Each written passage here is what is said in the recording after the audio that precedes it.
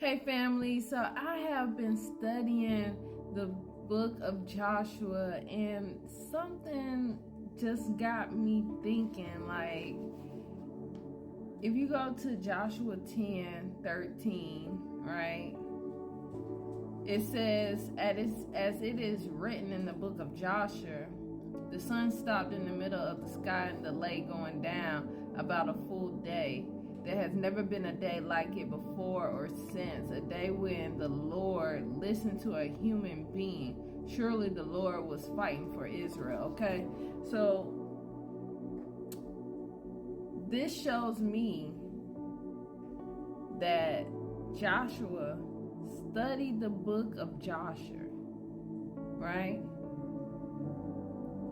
Abraham, Noah, they studied the book of Enoch, right? Because Enoch was the first to write. It says that if you read the book of Enoch, it says he was the first to write. God taught him how to write when he got to heaven. And he told him to write everything he told him to write down and put it in a book and to take it to his sons, right? So if these books, they call them the missing books of the Bible or the apocryphal books, right? If these books was good enough for these prophets, for these leaders to study and be successful in their lives, why are they not good enough now to be taught to God's people?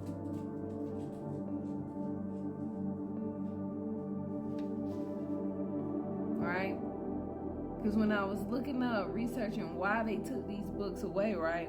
They said they took them away because they people felt like God wasn't present enough in these books. So people chose to mess with God's word because of their feeling, opinion on what something should be.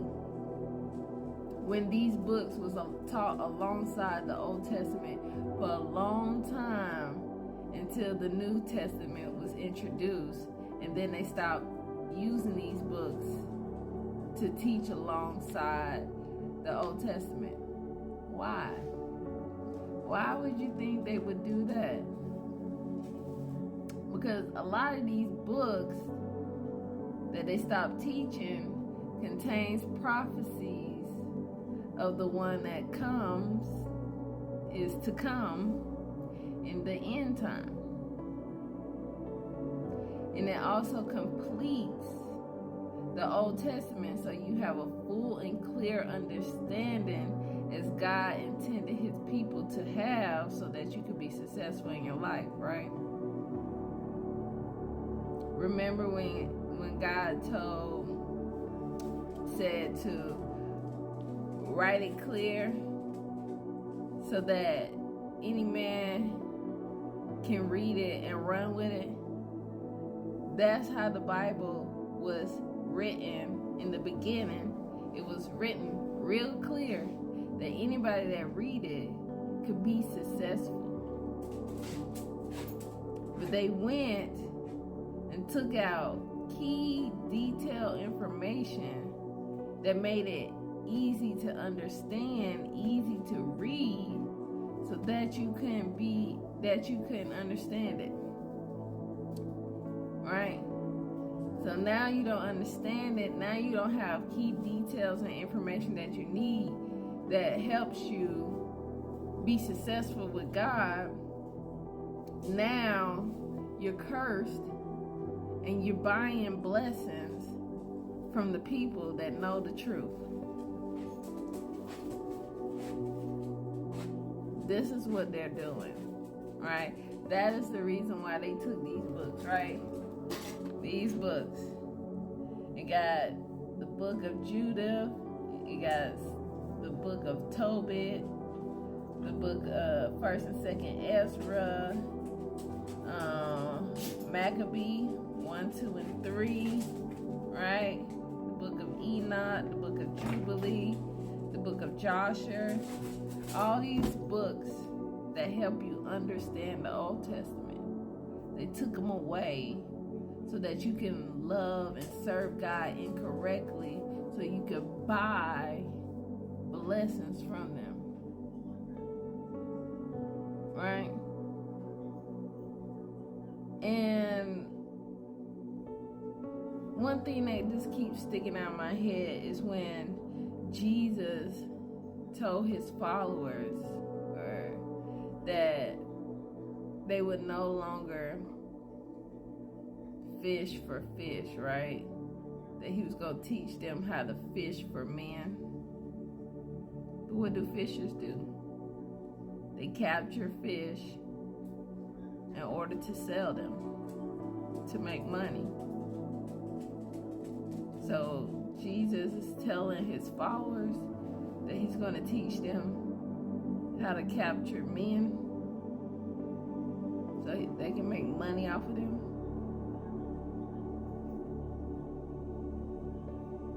And this is what all of the Jesus followers do. They draw people in with Jesus' teachings, and by following his teachings, you are being cursed. And because you were cursed, you go to them to buy blessings. Right? Because these people, they don't even teach you how to tithe correctly. Right? The Levites are the priests, right? It says the Levites, however, do not get a portion among you, because the priestly service of the Lord is their inheritance.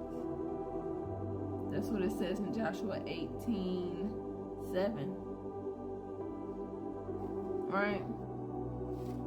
So all this extra money you be giving to the church, that ain't supposed to be how it goes. Tithing is actually supposed to be a yearly thing, like when you pay your taxes once a year, right? And you see that in Deuteronomy 14:22. It says, be sure to set aside 1/10 of all that your fields produce each year. That's one time a year, right? And it says, eat the tithes of your grain, new wine, and olive oil, and the firstborn of your herds and flocks in the presence of the Lord your God at the place he will choose as your dwelling for his name.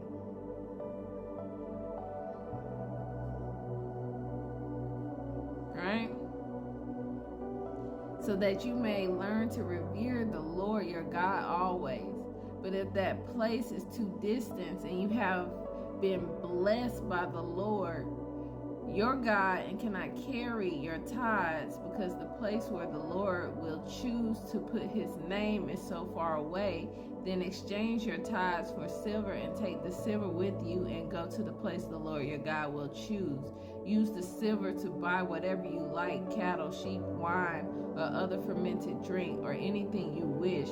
Then you and your household shall eat there in the presence of the Lord your God and rejoice. And it says, and do not neglect the Levites living in your towns, for they have no atonement or inheritance of their own. So once a year, you take them some of your tithes, right? And then you also eat some of your tithes in the presence of the Lord. And then it says at the end of every 3 years, you bring your tithes to the town and store it in the town, so that the Levites who have no inheritance and the foreigners, the fatherless, and the widows who live in the town may come and eat and be satisfied. That is how you're supposed to correctly tithe. They don't teach you that. Why? Because they wouldn't have them big, nice house, fancy cars, jets, nice suits. I'm just saying, these people lying to you.